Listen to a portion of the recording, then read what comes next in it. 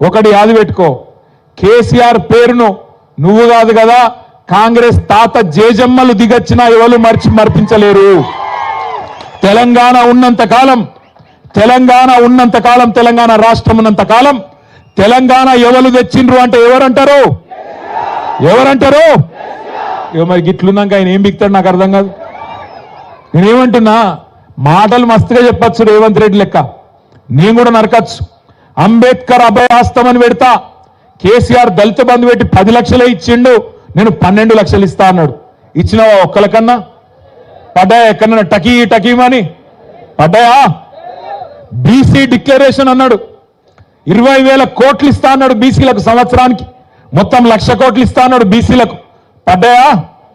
టకీ అంటుందా ఎక్కడన్నా? టకీ లేదు.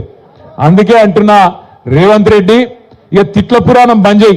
సంవత్సరం దాటిపోయింది, నీ హనీమూన్ పీరియడ్ కూడా అయిపోయింది. హనీమూన్ పీరియడ్ అంటే ఏంటంటే లగ్గం చేసుకున్నాక మొదటి 10-12 నెలలు లగ్గం చేసుకున్నాక పిల్లగానికి బాగా ఒకళ్ళ మీద వాళ్ళకి మోజు ఉంటుంది కాబట్టి దాన్ని హనీమూన్ పీరియడ్ అంటారు.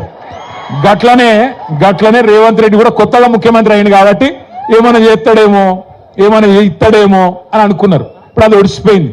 ఈ కాడి నుంచి నీకు సినిమా ఉన్నది ముంగట. నేను అంటున్నా రేవంత్ రెడ్డిని అసెంబ్లీకి రా కేసీఆర్ అంటుండు. అరే నేను రేవంత్ రెడ్డిని అడుగుతున్నా, అసెంబ్లీకి రాగాదు, నీకు దమ్ముంటే రేవంత్ రెడ్డి నువ్వు లగచర్లకు రా. నీ సంగతి ఎందుకు కొడంగల్ చెప్తారు. నువ్వు దమ్ముంటే నువ్వు రా లగచర్లకు, సెక్యూరిటీ లేకుండా రారాబోయే నేను కూడా చూస్తా.